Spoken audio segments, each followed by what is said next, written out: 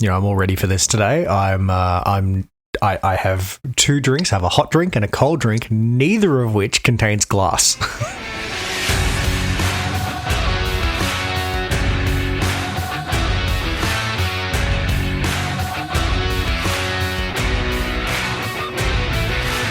Welcome to GCP Live, episode number 35 for the 10th of March, 2023. GCP Live is sponsored by Kasna, and I'm your host, Stephen Bancroft. On today's show, we take a look at the Topaz undersea cable. Make sure you update your Plex, because that's how Lastpass got hacked. Is Google logging insecure?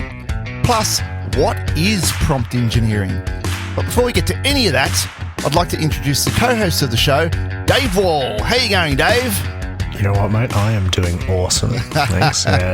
Coming off the back of a successful change. I'm looking down the barrel of a 4-day weekend. I know. What a morning for us, eh? What a morning. Fortunately, we didn't have to do too much. We just sat back and watched it. That's the best kind of change. I know. It's when all your part's fine. Yeah, it's quite comforting to know that all our parts seem to work flawlessly. Watching everyone scramble. No, it wasn't that. It wasn't quite like that. We got there in the end. All good. All done within the defined windows, and everyone's happy. What have you been up to? Any tech adventures?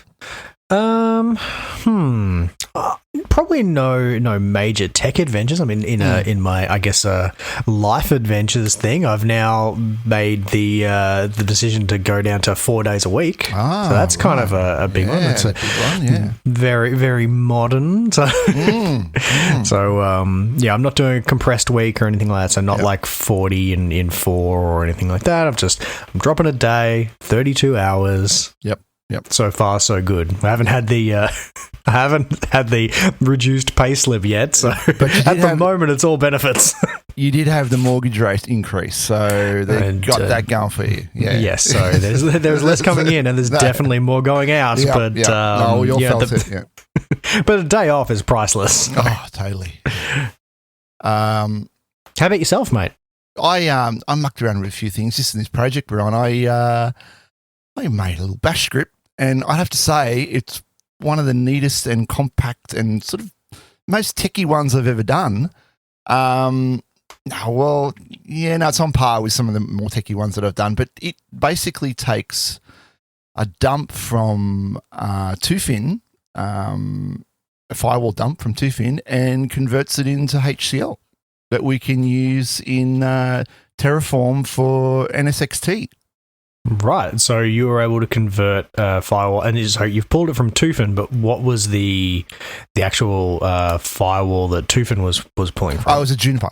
It was Juniper, right. So you've been able to do rule transformation from an in-situ firewall of one make and make that into infrastructure as code onto NSXT. Yep, with a single script. Yeah, single script, and that's all distributed firewall. That's all distributed firewall, correct? Yeah, that's a heck of a transformation.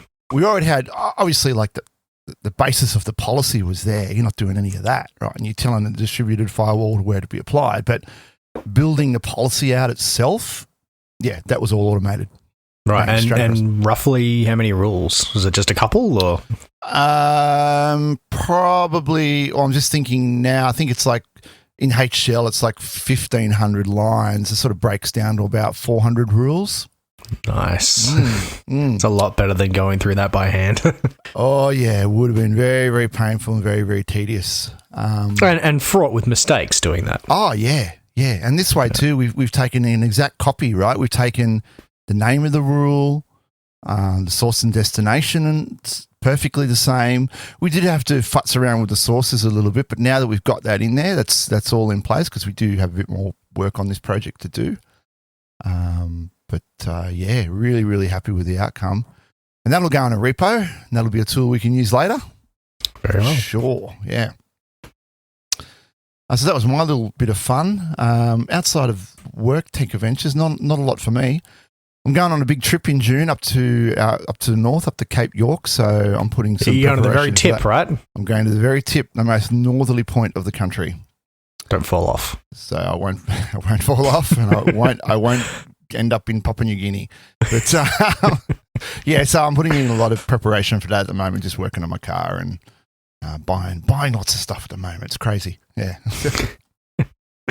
And the four-wheel drive's in good enough nick for it to handle the trip. It's a big drive. Going strong, yeah. So it's quite a few days. It's like 4 days, 7 hours a day just to get to like Bam, the main station before you're even entering the tip.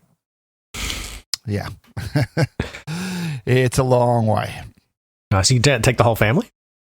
No, I'm actually going with another guy from Casna, and a mate of mine's coming in my car. So awesome. The other guy from Casna is bringing his family, and we'll actually Ian Brown. We know Ian Brown from the show. He's a friend of the show, and I'll just go in my patrol and take my friend, and that's it. But it should be fun trip. Yeah, very nice. What's this I hear about self-repossessing cars, Dave? Oh, yeah, speaking of cars. Hopefully this doesn't happen to you. Oh, no. Nissan Patrols, there's nothing automated about them. as one person explained to me, they're a blunt tool with a purpose. So, yeah, they aren't automating themselves anywhere. No. What's this I hear about this car?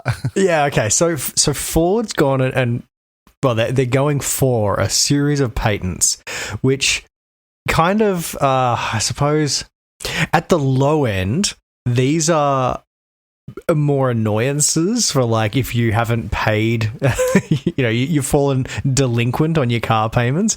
But I think at the low end, they're like, like the Windows where it's like you've got a non-genuine copy and the screen goes black and your little notes down the side. I think they're sort of talking like that. Like maybe you'll get a little notification that, your car is behind on its payments or something. Scaling that up to, okay, every time you get in the car, it makes an annoying sound. And then increasingly up to like it just won't drive, or maybe it'll drive you to like the hospital if you need to, but you can't go anywhere else. And then if they had fully automated vehicles, their patent covers the ability for it to like drive to be repossessed on its own. Like. Yeah, why not? Why not, right? So, got to make the vehicle repossessing company. Well, I suppose it doesn't even make it easier for them; it just would replace them.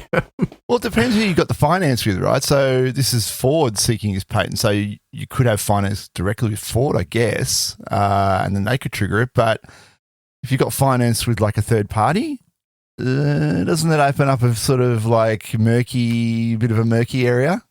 Yeah, I mean it's interesting in terms of like aside from the like a self-repossessing car piece, but like how much control are they going to then enable?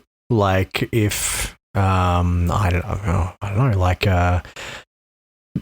say your car gets stolen, could they just have it drive itself to a police station, or lock the doors and just drive straight to the county jail? Yeah, well there you go. I mean, straight away, I'm thinking we do this with phones, right? Want fingerprint ID to start it. That's the thing, right? Yeah. And then, where's my phone? You find my phone. We'll find my car. And do like summoning to you, yeah. Summoning, bring it back, yeah. So, that's, I think at the moment, the patent hasn't been granted, but they're definitely seeking that. I suppose if they're interests, even if they don't end up implementing this, if they have the patent on it, at least they can license it. So yeah, I'm surprised it's something that Musk hasn't come up with. Sounds like his kind of thing. Yes. And just if you're a Twitter employee, it just won't let you go anywhere but the office. Yeah. And then it won't let you drive home unless you've done enough work. Just takes you back. Stuck in the office. Please, car, drive me home. Back to work, drone. All right. Well, enough of that silliness. Let's get on with the community news.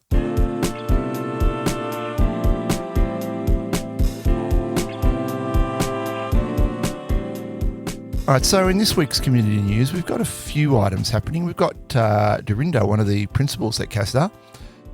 He's delivering a keynote at Data Futurology on the 15th of March. That's in Sydney. A conference called Data Futurology. I'll put a link in the show note. I believe it's part of Ops World. And you'll see one of our fellow data. There's his picture there, right on the page, giving a keynote. So get along to that if that's your bag. We also have Adish, who's one of our peer senior engineers, speaking at Sydney GDG, the Kasna office on the 30th of March. So Google Developers Group is running in the Kasna Sydney office on the 30th of March. And I'm going to go. I'm going to be sporting the GCP Life wear. So you'll see me. And I'll probably jump up and talk about GCP Life a little bit as well at some point. Oh, awesome. One of your rare visits to the office. One of my rare visits to the office. And it only takes an entire event to get me there. Yeah, yeah, I need to have a reason. Yeah, that's right. Got to have a good reason. And then on the 30th of March, it's Kasna's 4th birthday. So if you're part of Kasna, then you'll know that there's various events happening around at the various Kasna hubs. And if you're not part of Kasna, then you probably won't be there. But you will see social media posts. I don't exactly know what the arrangements there are, but I'm sure guests are welcome if we want to organise that. And then finally, we have Ian Brown, who is speaking at GDG Brisbane, and he's speaking on GKE for beginners. That's on the 16th of March. If you go to Meetup, and you'll find it pretty easily, you'll find GDG Brisbane in Meetup, then you should see the event there. And register your interest, and you'll get emails, and I'll tell you all about it. I think that's it for the community news. Let's move on with the news items.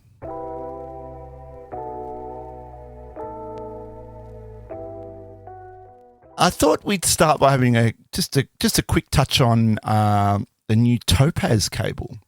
Now this sparked the electrical engineer in me. If you don't know, I'm actually trained as an electrical engineer back in the day, and I did work for a company called OTC. They were the Overseas Telecommunication Company in Australia, and guess what they did?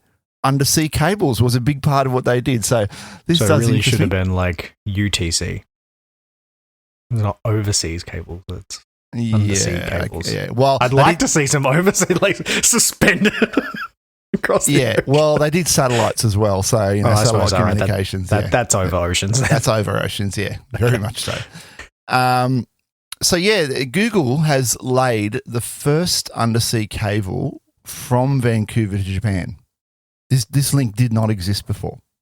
Right, so there's nothing on that path. No. So if you were in Japan and you needed to get traffic to Canada, it would have to go south and then into the States and then up. That's right, all the way around, probably down to Hawaii and then back up. Oh, yeah. Yeah, and then along the west coast back up to Vancouver. And likewise for the return traffic. So it didn't exist before.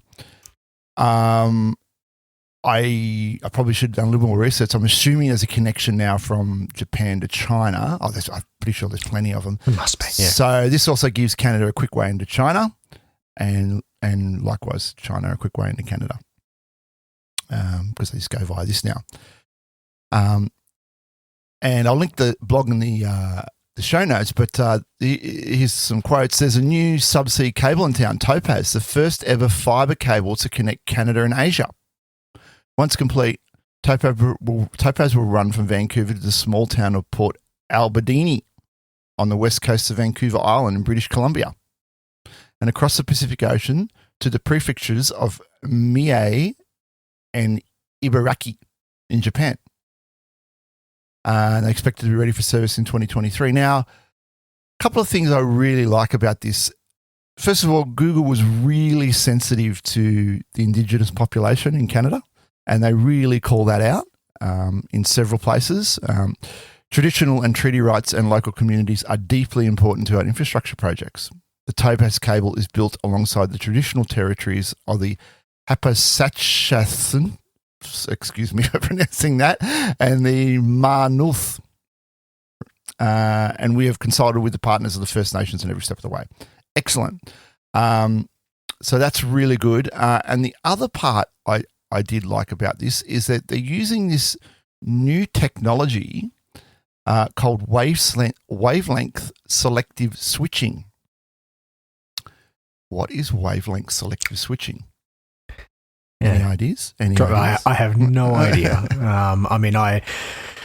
I'm vaguely aware of how you use different wavelengths to transmit data through a fiber cable, and they get there at different times depending on how they bounce around. But how to actually switch that, I got no idea. Right. Well, let me enlighten you, Dave.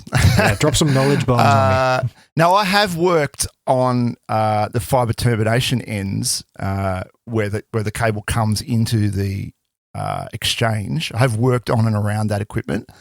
Have a little bit of when I was, a young whippersnapper and doing the traineeships, right? So I worked a little bit in that area, splicing fiber and no, not so much splicing fiber, just calibrating the ends and taking connections out, like once it's converted into electrical, patching stuff into the end of it and stuff like that in the exchange. But with the width of a garden hose, the Topaz cable will house 16 fiber pairs. Now, that's a new thing as well. They've squeezed into it 16 fiber pairs for a total capacity of 240 terabits per second.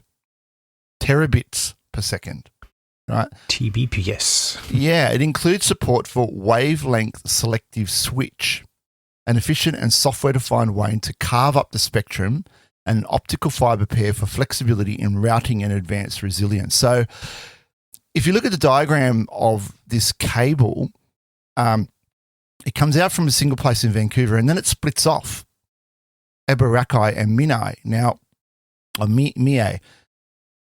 From what I understand is at the junction there, they have this wavelength selective switch and they can dynamically allocate bandwidth to one half of the cable or the other half of the cable, depending on where the demand is.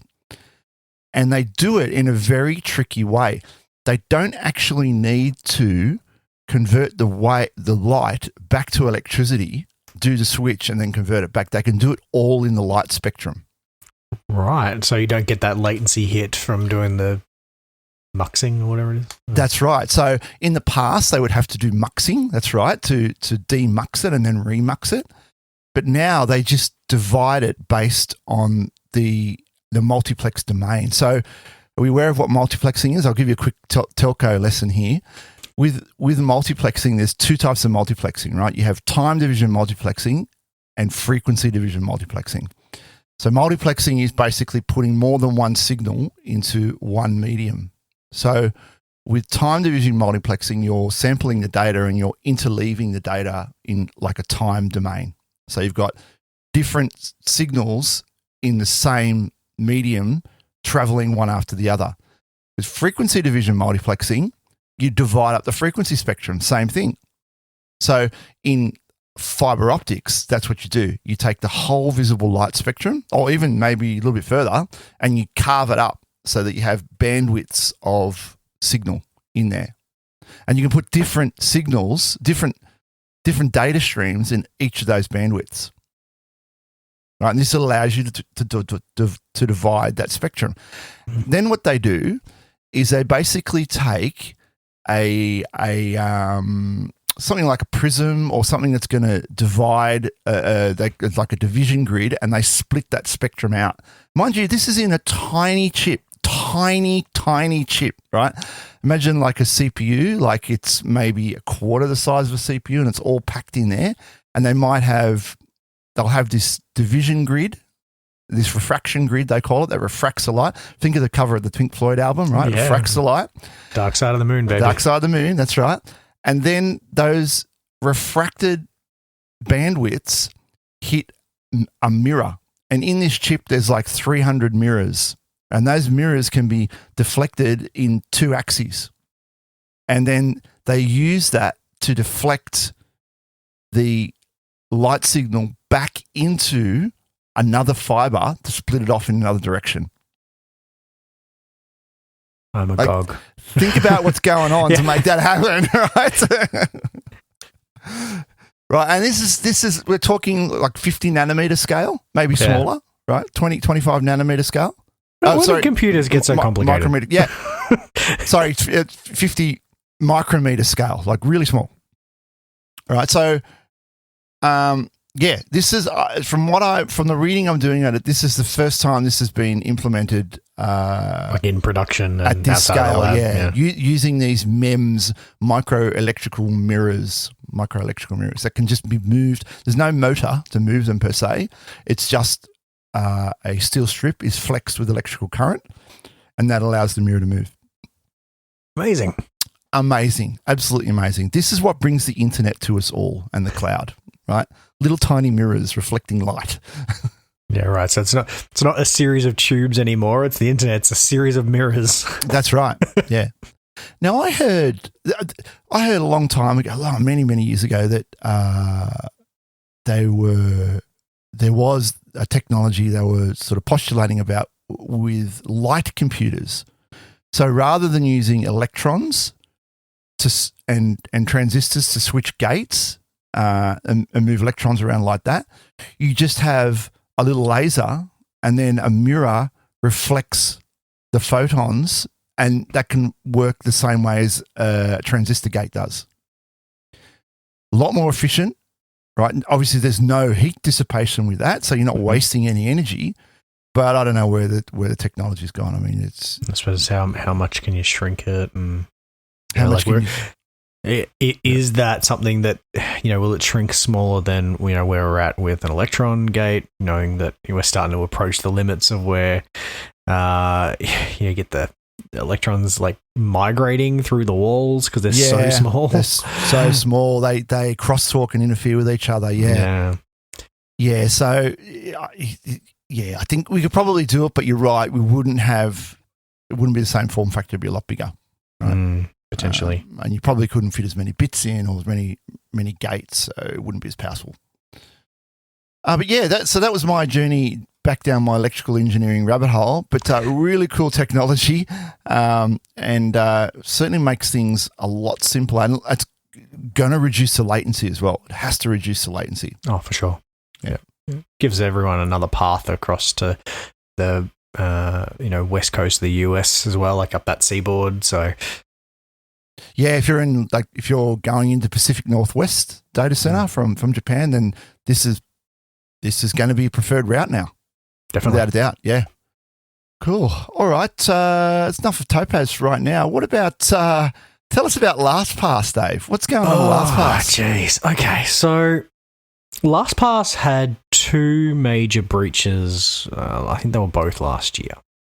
Right now, I say this as someone now, I have moved off Lastpass, but I have not yet rotated all of my secrets because it's a big process. But I haven't rotated all of my secrets yet that were in there. Okay. In fact, now I'm going to have to go do that before this podcast goes live. Dave, what's his name? Dave? Let me just look that up. Yeah. So they had one breach where an attacker got in, they found a whole bunch of information about their environment, but the outcome of it was that like customer data is safe. We've the secrets are encrypted. We don't even know the secrets to your vaults. You're fine. Then later on, they had a second attack, which they thought was unrelated. Is now actually the interesting thing that brings us back to Google is they worked with Mandiant to do this reporting. This second attack turned out to actually be based off information that they found on the first attack. The attackers went after one of 4 DevOps engineers at Lastpass who happened to have access to the enterprise vaults that had a bunch of their keys in it. A super targeted attack. The thing that was interesting about it is it wasn't like a phishing attack, they clicked a link or anything like that. He was breached because his Plex server was available and the attackers were able to hit that and run, remote code. And then get a keylogger on there, and then use that to see when he unlocked the enterprise vault. Right. So it's very targeted. Yeah. Right. I think because it was his home computer It wasn't Plex installed on his Lastpass machine. Yeah, look, if I can actually think how that might come about. Plex, quite often you would have Plex publicly available. Right, Not me, but yes. Well, people do, right? I know they do. They're like, my dad wants to watch something on my Plex server. And exactly, yeah. Yeah. And, bit of evil Gen X, get that in there, and suddenly you're logging keys. I could see how that would happen. Plex has not been without vulnerabilities in the past, and if you didn't update that thing, then, yeah, I could see how you get into trouble. Yeah. And you got to think about that as in terms of just a general risk factor. Like people's home PCs, even if you're like in your enterprise environment, you have Plex for enterprise, but you'll have services running on servers, and maybe you've got some vulnerability scanning in there. You're doing that. You're either directly interrogating the VMs themselves, or you're scanning for open ports. You have that thing within your enterprise, but you don't have that on like your employees' home computers, right? And someone, even if you're like a really techie person, you'll have installed Plex. And how often are you going to sit there and like monitor for CVEs for Plex, right? Like you probably care very much about like the stack that you use at work. Well, I do have an Ansible run that runs every night and keeps everything updated. So you could do that, and Plex does tell you when there are updates available. Yes, but only if you like look at it. Well, you know what I'm saying? Like, why would you have a Plex instance and not be watching stuff on it? Like all the time. Yeah. And it tells you right up in the top right corner the updates available. I don't know. Okay. I'm just trying to play the counter argument. Yeah, all right. Maybe he did a little fair enough. A better DevOps engineer than me has all his home environment. Yeah, exactly. Why has this happened? I'm just asking the question. Why? Because there's so many flags there he would have seen to tell him that there was a potential problem. Fair enough. Okay. Anyway, you were saying? Let he who is without CVEs cast the first stone. I have plenty of them, I'm sure. In fact, I'm running update right now. Jumps on your pie hole, jumps on it. Anyway. Yes, so I guess the point is, like, what I took away from this was this was highly targeted. Like this is so targeted. Yeah. Like they went explicitly after this guy. Yeah. Or a woman. Do you think they might have had some sort of list and they just went after everyone on the list and then they found someone that had a potential way in and then they've crafted the attack to go for that person? Yeah, so from what I've seen, they think that they used the information that was in the first breach to come up with that list, to know who to go after. Right. Because once they got a name, then there's enough of a way to track them down, and then, really shocking. Because they must, I'm just sort of thinking through how they must have discovered it as well, right? Because you'd either have to know the person's IP address, which, I suppose that's doable, or determine what, like, their Plex username is, maybe? Which, again, like, could have just been their email address anyway, and that would be easy enough to find. Could have been, maybe he was just using a password from one of the previous breaches. Get into the Plex server. Then you got to get root on the server that they're on, so there would have been a known exploit in Plex to do that. Yep. And then once you've got root on a server on the local network, well, have at it. But it does beg the question, why didn't they have a proper CI/CD pipeline in the first place? Well, and Dan, this is where one of the things that they've said was an issue is the fact that this person really shouldn't have had access to those passwords anyway, right? Like these passwords should be something that no human ever knows. A system should use them as it requires and should throw them away, and no one really should be in a situation where they can go and like view the vault, get the key, and it still be like a valid key. Yeah, correct. Yeah. Should be an expiry on it, or the system password should be super long and strong, and if you're doing things via DevOps and you're committing to repos and the CI tooling's doing all the work. Yeah. I don't know why, anyone would need that. I think, though, part of this is where they've sort of said this is quite shocking, is that, we're running up against there's the trend of, being able to make people be able to work from anywhere and use their own tools, especially in developers. So, a lot of it's been very friendly. You can use your own environment, your own PC, you can have your own IDE, you can manage it all yourself. You don't have to use our work-supplied machine. Unfortunately, you can be breached in that way. Like, that's, if you're not treating your development machine, even if it's a personal one, with the same level of hygiene as you would your employer's one, then there is indeed a risk there. Yeah. Because it's not like their online systems weren't protected. I mean, I guess, they would have had strong password policies and probably had multi-factor. There's we know that there's ways to bypass multi-factor, and all those checks in place, but you have the right keylogger and the right tools, and you have that installed in the right place, and you just pass all that, just destroy all that. Yeah, so I guess the moral of the story is if you run a Plex server, go and update it. Yes, or turn off UPnP. Turn off UPnP, yeah. Oh, and turn that off on your... you probably should turn that off in general. Just UPnP turn that terrible. off. If you've got one of these little cheap routers, turn it off on that as well. Yep. You really don't want it on that. All right, so let's move on. While we're on the security threat sort of bandwagon, bunch of stories. It's just slow news day, Dave. Slow news day. There were umpteen stories about Google employees having to share the same desks.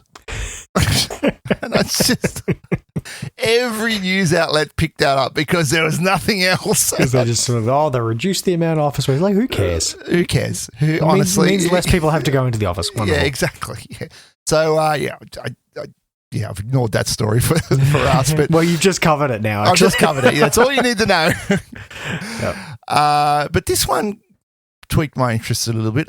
Google Cloud may be more vulnerable than its competitors to unnoticed data theft, thanks to logs that are not as helpful as they should be. Now, it's a bit of a clickbaity title.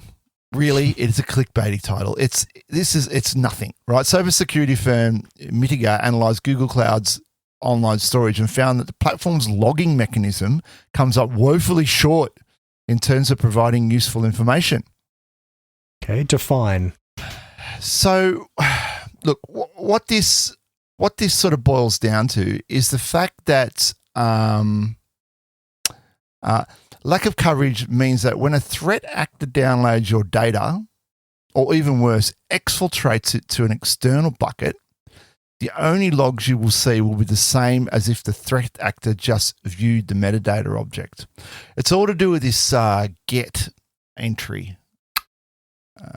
Okay, right. So it only flags for metadata, not the whole item. Yeah, so in short, the main problem with GCP's basic storage log, which are, by the way, not enabled by default. So the storage logging is not enabled by default. Everything uses the same description or event, objects.get. Right? It doesn't matter what the actual get type is. So reading a file, downloading a file, copying a file to an external bucket or server, or reading the file object metadata.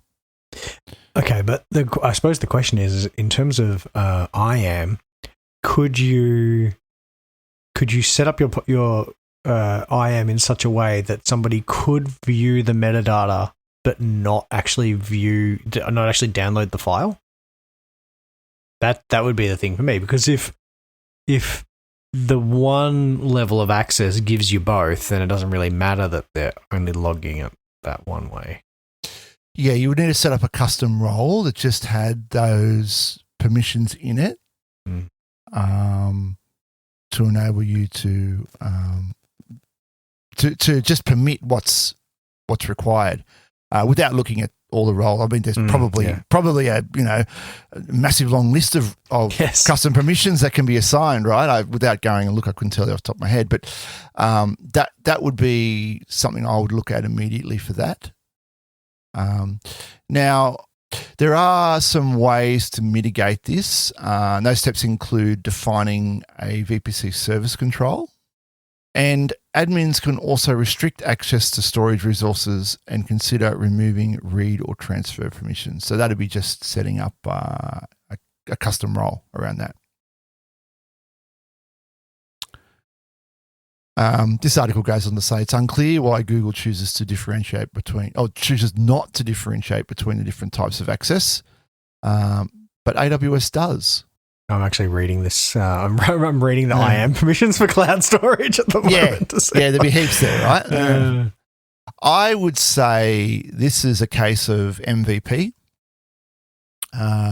Get it in. They've got some sort of logging there. We'll revisit it later and put, if it comes up, we'll put some better logging on it. I can't see an object permission that gives you access to view the metadata, but not view the item itself. Right. So storage objects get. Yep.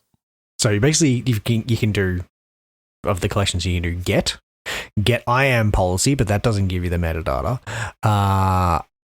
And list. Oh, okay. List to do it. List objects in a bucket. Also read object metadata. Okay, there we go. Excluding ACLs. Right. So if you just gave someone list and not get, they could read the metadata. Metadata, but not download it. And not the object. You could also go the other way around. You could not give them list, but just give them get. And at least that prevents them listing the bucket, so they don't actually know what the object name is. You could just get the one thing or whatever you got, but you couldn't list it out. But you would get the metadata for that file, but obviously you can get the file as well. In fact, I did that on AWS years ago when I created a function. I obfuscated the object name with a hash on it, so it was public, but there's no way you could figure the hash out on the name. So when it went to the individual that needed it, they could click it and get it, but there's no one else that could get it. Oh, right. So it was kind of like a token built into the... Built into it, yeah. Big long string attached to the file name, 30 characters or something. Seemed to work well enough. The data wasn't, super high critical. It's just probably is now, right? It was just logs. I didn't want their competitors to get it, so that's what we needed. So look, I don't know about this. I think it's a bit of a beat up. I think it's a bit of a nothing story. But, being the slow news day that it is, a few outlets have grabbed hold of it. No. Google actually responded on this. I'm just reading here. Our security engineers have closely reviewed this report of insufficient audit logging within Google Cloud Storage. We can confirm that there is no exfiltration risk. This is not a vulnerability. Exactly. And I don't think they are saying it's a vulnerability. It's a deficit in what the logging does, basically. It could be better. Anyway, let's move on. Looks like the tech cutbacks have hit Australian shores. Yeah, there's been a few movements there, or movements out the door, unfortunately. Atlassian, 500 jobs in the latest software cutback. Yeah, and this is interesting. Well, I mean, it's obviously sad for everyone impacted, but it was only, what was it, 6 months ago? I think I remember there being all sorts of things in the news about Atlassian. They had the Atlassi van. They were driving all over their country, and they were going to hire 1,000 research positions. That's right. Like Mike Cannon-Brookes in a van. Now 500 of those people. Yep. 5% of their workforce. Yeah, it's a big cut. Yeah. And it's going to cost them about 75 mil in restructuring costs. 75 mil. I wish I had that in list change just to throw around. So just so you can make some people redundant? That's right. But apparently the reductions do not reflect Atlassian's financial performance. They're focusing their resources in growth divisions. such as cloud computing, and hopefully not in VR. It's the future. We should bet all of our hopes on VR. So, did Meta end up pulling the pin on VR? What's going on there? No.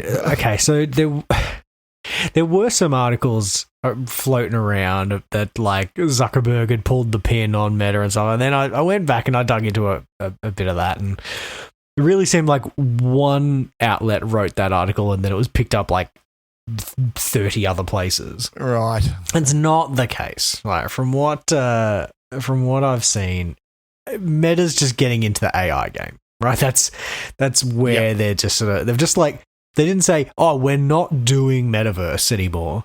It's, we are now having to get into like ChatGPT, and, you know, we want to incorporate that into WhatsApp and messages, and that's where that was at. And then this other article was like, well, they've said they want to get into like, you know, the generative AI space, so clearly they don't want to do metaverse. I think they can walk and chew gum badly at the same time. And the other tech company that got hit was ThoughtWorks. Sydney, Melbourne, Brisbane, laying off 100. Yeah, so we'll keep our eye on that and see if there's any more coming. But you never know with the interest rate rises as they are. Oh, it's been brutal. Yeah, there could be, we could see more. All right, and finally we take a look at the latest in the AI wars. AI wars.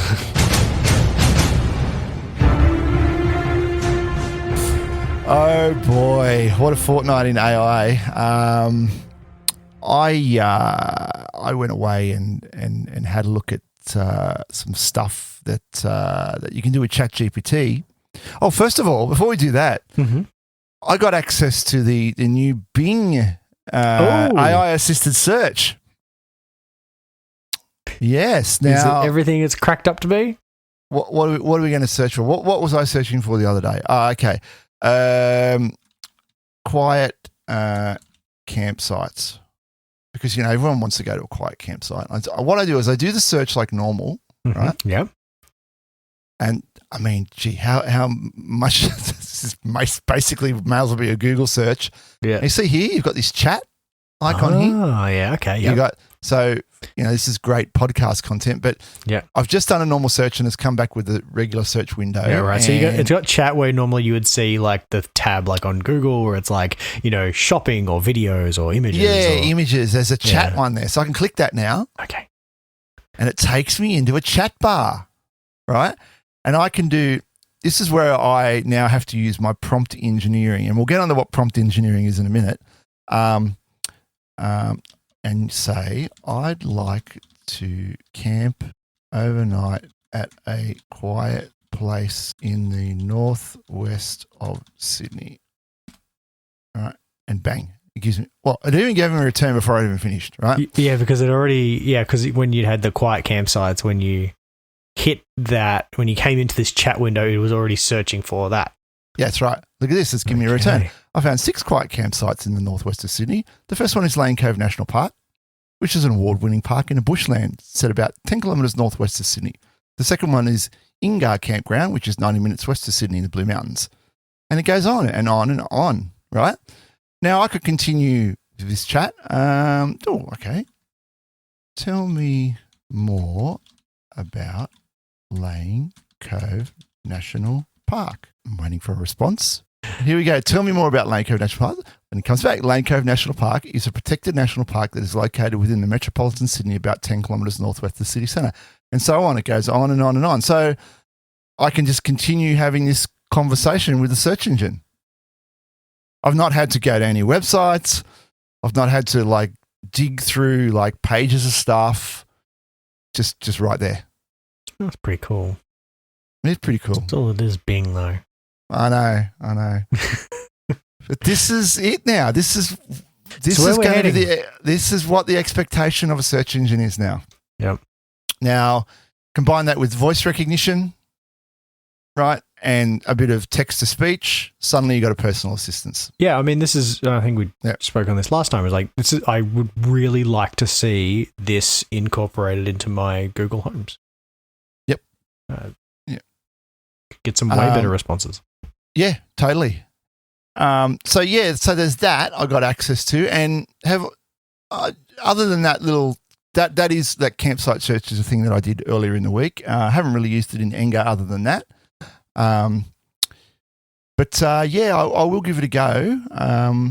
I'll play to the dark side, and if I come up with anything stunning, I'll let you all know. I went away and I was looking up some ChatGPT stuff, and Google recommended in YouTube recommended I look at a couple of videos related to prompt engineering. Now this you showed it to me, and I don't want to give anything away, but I was really amazed. I learned a lot of cool stuff in these videos. Yeah, and I'll link the video in the show notes. Now, there is a branch of engineering that's emerging, and they're calling it prompt engineering. Now, it falls into the same sort of engineering class as social engineering, right? It's not really, it's not true. I wouldn't call it true engineering, right? It's not technical in a sense. No, but I suppose it's kind of a little bit like, there's like a lot of tricks you can do in search engines, making search on specific, like exactly this sentence or from this website or between these dates. You can do some funky stuff as, I guess, a search engineering. Well, that'd be search engineering, right? Yeah. You're engineering the request to get an answer that you're particularly after. Now, prompt engineering is the same sort of concept. There's a concept in artificial intelligence, particularly in natural language processing, the description of the task is embedded in the input, where the description of the task is embedded in the input. Now, we're just reading from Wikipedia here, e.g., as a question instead of it being implicitly given. Right. Prompt engineering typically works by converting one or more tasks to a prompt-based data set and training a language model. Now, that's a bit wordy, that explanation, but I've sort of written a summary here. The use of prompts to get the desired result from an AI tool is known as AI prompt engineering. A prompt can be a statement or a block of code. Now, that's data priming. I'll talk about that in a minute, but can also be a string of words. People invented the method of employing prompts to elicit responses, right? Similar to how you may prompt a person as starting from a point of view to write an essay. Remember those essay questions you'd get in high school, and there's like a big block of text, right? Yeah. And that prompts you to go the right direction. Same sort of thing, right? You can use prompts to teach the AI model to produce the desired result when given a specific task, right? Now, there is this concept in prompt engineering, and there's a bunch of concepts in prompt engineering. Go to a website called learnprompting.org, and they'll teach you all the concepts in prompt engineering. But one of the key concepts is called data priming. Now, let's say you had a data set. It might be some simple CSV, or it could be an XML or whatever, right? And you want to parse that data into some other format, or you want to extract something out of that into some other format. Now, you could talk for a month of Sundays to the chat and try to explain what you want, but the best way to do it is to prime it with a sample set of data. So you actually load the sample set of data in, and you see this in the videos, right, Dave, that'll be linked. Mm-hmm. You load the sample set of data in, and I did this with some data on ChatGPT, and ChatGPT goes, I see this is some XML data. It contains blah, blah, blah, blah, blah, blah, blah. What would you like to do with it? Okay, I'd like a Python routine that converts it into CSV and does with this table and that column and that column. Sure, here it is. Oh, God. So good. Done. This is what you did, isn't it? You were like, given this export of firewall rules, give me a bash script that converts it into HCL. I'm on to you. Not quite, although I did use ChatGPT for one line of it.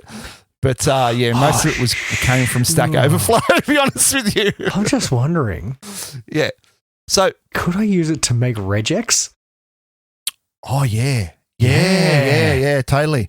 Yeah. That wizardry that is regex. Wow. Don't get me started. Oh, that's what I want. Chat regex is what I want. You prime it with the text that you want, and then you describe in natural language what you want the regex to do, it should give you a regex return. Yep. All right. Just give me a sec while I go register my startup, which is chatregex.com. I'm going to go hire all of the ThoughtWorks and Atlassian people. So I highly recommend the 2 videos I'll put into the, even if you never read the show notes, if you never look at any other show notes, go and look at these 2 videos. What this one guy does with, he has an avatar as well, and he combines it with, was it the video version of DALL-E? Yeah. Yeah, and he gets a talking head. Yeah. That where he uses so many different generative AI tools to build, like, it creates a story, creates a photo, creates a video, creates the text-to-speech. Entire thing. Yeah. The whole thing. Like, you made a video with, like, a voice actor, and oh my God. Yeah. In, like, 5 minutes.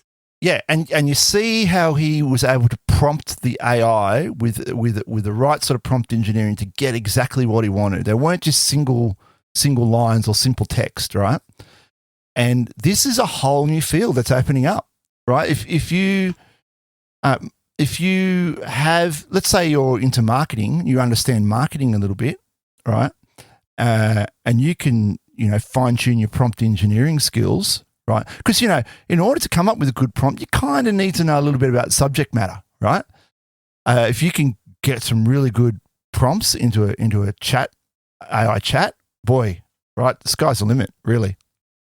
Yeah, really cool. Hey, off topic, but back onto our previous one. Xero just sacked 15% of their employees 25 minutes ago. Right. And hot off the presses, we hear that Xero has sacked a bunch. Yeah. Wow. 700 to 800 people. This happened in the last, like, half an hour. Well, of time of recording. So yesterday, I guess, by the time this comes out. By the time you hear, it's recording on the 9th, yeah. Okay, so the impact is being felt. Yeah, for sure. Now, Xero's doing finance for small business, right? Yeah, they're accounting software like Quicken, MYOB, Xero, same sort of deal.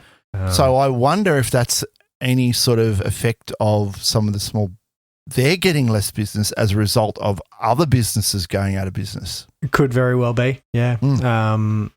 I remember that being case. So I happened to work for one of, not Xero, but for one of their competitors at the start of the pandemic. And it was certainly a concern at the time. It was like, well, we might have to let some people go because we're expecting a downturn in the economy. It didn't really happen. It didn't happen in 2020. Guess it's happening now, though. Yeah. And, from what I've seen in previous years, there's typically a delay in Australia. If the globe does something, we're insulated for quite a long period, and then suddenly, it comes home to roost. Yeah. So, it's a lot of people. Yes, 800 people, including software engineers, and yeah. So what's that? What's that in the last week? Like, sort of about 2,000 odd roles. 2,000 odd roles, yeah, around the place. Yep. And they're just the ones that made the news, right? Of course, they're just the big ones. Yep. All right, well, I think on that bombshell... on that cheery note. On that cheery note. Look, guys, I really urge you, go and check out some of the stuff you can do with prompt engineering, and let's hope Google catches up with what's going on with this search engine stuff, because, boy, they don't want to leave it too late. No, definitely not. Yep. Look, we might leave it there. Don't forget, go to iTunes, write us a review. You can contact the show, gcplife@casden.com.au. We've got the Twitter there, @gcplife, and the website there, you can just Google that. Maybe try, no, don't go Bing it, just Google it. And don't forget, today's sponsor was Casna. At Casna, we make your Google Cloud solutions possible. I think that's enough for us, Dave. We've cracked the 1 hour mark on the recording. What do you reckon? I reckon that'll do us. I hope everyone has a nice, or everyone who's in like Victoria and has Labor Day on Monday has a nice long weekend. And for the people who have to keep the lights on, thank you. That's me too. I'm included. All right. Thanks, guys. We'll see you later. Bye. Bye.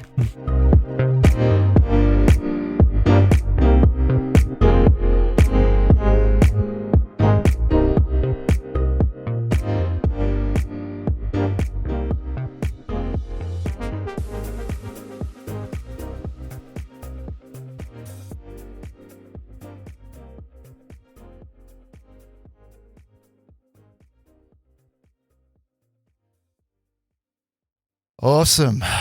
All right. Well, once again, an underprepared show with like not enough items, and we've managed to go for over an hour.